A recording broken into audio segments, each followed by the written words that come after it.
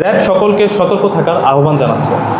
কোনো ব্যক্তি বা প্রতিষ্ঠানের পরিচয় ব্যবহার করে সামাজিক যোগাযোগ মাধ্যম বা মেসেজিং প্ল্যাটফর্মে যোগাযোগ করা হলে পরিচয় নিশ্চিত না হয়ে কোনো রকমের আর্থিক লেনদেন বা গুরুত্বপূর্ণ তথ্য প্রদান থেকে বিরত থাকার জন্য অনুরোধ জানাচ্ছে। সংঘবদ্ধ প্রতারক চক্র ডিজিটাল প্ল্যাটফর্ম ব্যবহার করে সরকারের গণ্যমান্য ব্যক্তিদের পরিচয়ে ভুয়া ব্যবহার করে প্রতারণা, প্রভাব বিস্তার এবং অবৈধ সুবিধা আদায়ের অপচেষ্টা চালিয়েছে। আমি major Farhan, company commander, Faridpur camp, RAB 10, আপনাদের সকলকে আজকের মিডিয়া ব্রিফে স্বাগত জানাচ্ছি। আপনাদের সামনে একজন প্রতারক ব্যক্তির কার্যক্রম তুলে ধরতে যাচ্ছি। প্রতারক আতিয়ার দর্জি, বয়স 44, সরকারের বিভিন্ন উচ্চপদস্থ ব্যক্তিবর্গের পরিচয় ব্যবহার করে প্রতারণা করে আসছিল। সে হোয়াটসঅ্যাপে অ্যাকাউন্ট খোলার মাধ্যমে সরকারের উচ্চপদস্থ কর্মকর্তা এবং সাধারণ মানুষের সাথে যোগাযোগ স্থাপন করে প্রতারণামূলক কর্মকাণ্ড চালিয়ে আসছিল।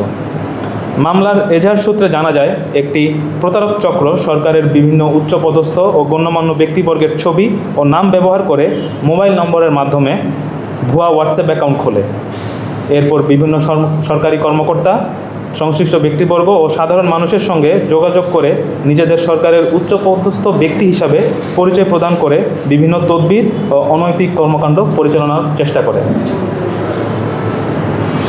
অভিযোগ অনুযায়ী উক্ত ভুয়া অ্যাকাউন্ট থেকে সংশ্লিষ্ট বিভাগের বিভিন্ন কর্মকর্তা ও অন্যান্য ব্যক্তিদের সঙ্গে যোগাযোগ করা হয়। পরবর্তীতে বিষয়টি সংশ্লিষ্ট কর্তৃপক্ষের দৃষ্টিগোচর হলে নিশ্চিত হওয়া যায় যে উক্ত মোবাইল নম্বর ও হোয়াটসঅ্যাপ অ্যাকাউন্টের সঙ্গে সরকারের উচ্চপদস্থ ব্যক্তিবর্গের কোনো সম্পৃক্ততা নেই এবং তারা এই বিষয়ে অবগত নন।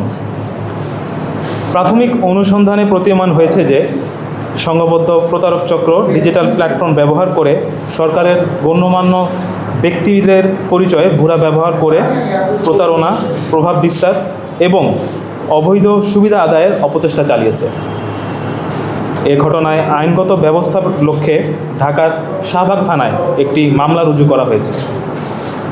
মামলার তদন্তকারী কর্মকর্তা কর্তৃক প্রেরিত অভিযোজনপত্রের ভিত্তিতে র্যাব 10 গোয়েন্দা দল নজরদারি বৃদ্ধি করে।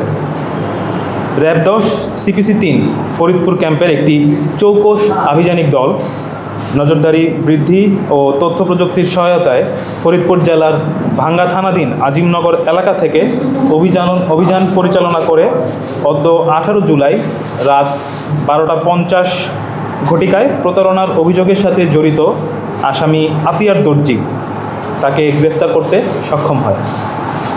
এ সময় তার নিকট হতে প্রতারণার কাজে ব্যবহৃত 60টি মোবাইল ফোন, বিভিন্ন ব্যাংকের 5টি ATM কার্ড, নগদ অর্থ এবং একটি ব্যক্তিগত মাইক্রোবাস উদ্ধার করা হয়। আইনানুগ ব্যবস্থা গ্রহণের লক্ষ্যে গ্রেফতারকৃত আসামিকে সংশ্লিষ্ট থানায় হস্তান্তর করা হয়েছে। র্যাব সকলকে সতর্ক থাকার আহ্বান জানাচ্ছে।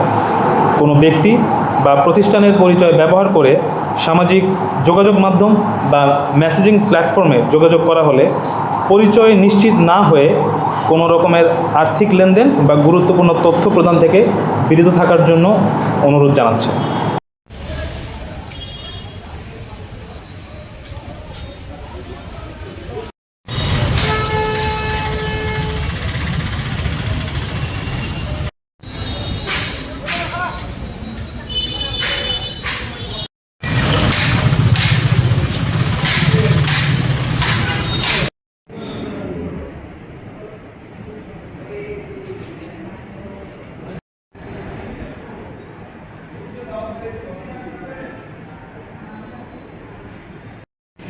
Ini selalu ada yang pasti apa ya? Gimana kalau puisi yang mereka pilih? Dari kartu nanti.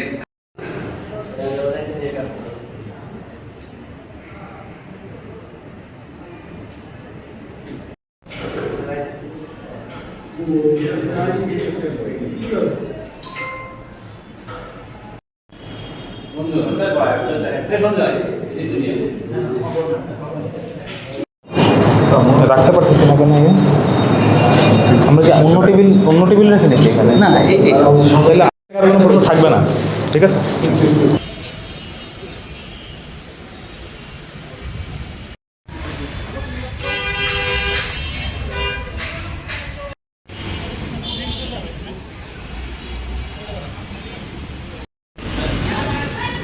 দেখেন